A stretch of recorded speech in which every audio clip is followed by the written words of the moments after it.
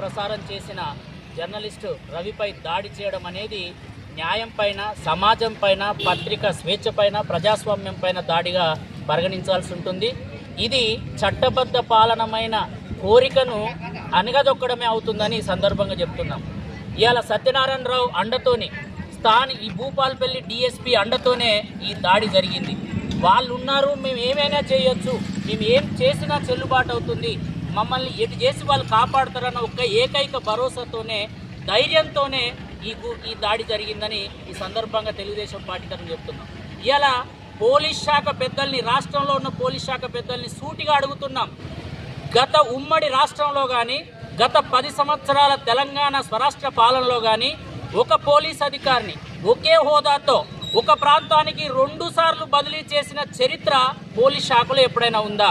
మరి అలాంటి చరిత్ర లేని పోలీస్ శాఖలో డిఎస్పీ సంపత్రావును ఎవరి కోసం, ఎవరి అనుచరులను కాపాడడం కోసం రెండోసారి భూపాలపల్లికి పోస్టింగ్ ఇచ్చిర్రో ఈ రాష్ట్ర డీజీపీ ఈ భూపాలపల్లి ప్రజలకు సమాధానం చెప్పాలి.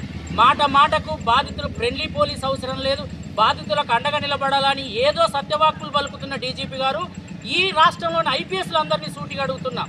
రెండోసారి డిఎస్పీకి ఎవరి ఫైర్ మీద పోస్టింగ్ ఇచ్చిరో చెప్పండి. ఆ పోస్టింగే, ఆ పైరవి, ఆ క్రమశిక్షణ లోపమే ఈనాడు రవితేజ మీద దాడి జరగడానికి, దాడి చేసిన వ్యక్తులకు భరోసానిచ్చిందని ఈ సందర్భంగా మేము ఆరోపణ చేస్తున్నాం. ఇప్పటికైనా అయ్యా డీజీపీ గారు, జిల్లా ఎస్పీ గారు, ఐపీఎస్లు మీరు ఆల్ ఇండియా సివిల్ సర్వెంట్లు, ఆ civil servants, all India civil servants యొక్క స్ఫూర్తిని చాటండి అని ఈ సందర్భంగా మేము వేడుకుంటున్నాం. అయ్యా, మేము ఏదైనా వాట్సాప్ గ్రూపులలో ఎక్కడైనా చిన్న పొరపాటున ఒక తప్పుడు పోస్ట్ పెడితే మీరు ఇమ్మీడియట్గా అధికార పార్టీ పైన పెడితే ఇమ్మీడియట్గా చర్యలు తీసుకుంటున్నారు. నేను స్వయంగా ట్విట్టర్లో ఈ జిల్లా ఎస్పీకి, అయ్యా ఒకసారి చిట్యాల పోలీస్ స్టేషన్ సీసీటీవీ ఫుటేజీలు చూడండి, సైకోలు రోమింగ్ చేస్తున్నారు, బాధితులు భయపడుతున్నారని మీకు ట్విట్టర్లో పోస్టింగ్ పెట్టి ఇప్పటికి వారం రోజులు అవుతుంది. కానీ ఇప్పటి వరకు మీరు చర్యలు తీసుకోలే. ఆ చర్యలు తీసుకోకపోవడమే, మీరు సీసీటీవీ ఫుటేజీలు పరిశీలించకపోవడమే, వివిధ రకాల వ్యక్తులు, ఇలా టెక్నాలజీ మారింది, మీ దృష్టికి తీసుకొచ్చే సమాచారం ధోరణి మారింది, మీరు వీటన్నిటిని పరిగణలోకి తీసుకోలేదు కాబట్టి మీ నిర్లక్ష్యమే ఈనాడు ఇలా జర్నలిస్టు రవిపై దాడికి కారణమైంది, దాడికి భరోసా అయింది, దాడికి ధైర్యమైందని సందర్భంగా మేము చెప్తున్నాం. మాట మాటకు గండ్ర సత్యనారాయణరావు ఎమ్మెల్యే గారు ఎప్పటికొక మాట చెప్తాడు, నేను తప్పు జరిగితే ముక్కు రాకిస్తా అన్నాడు.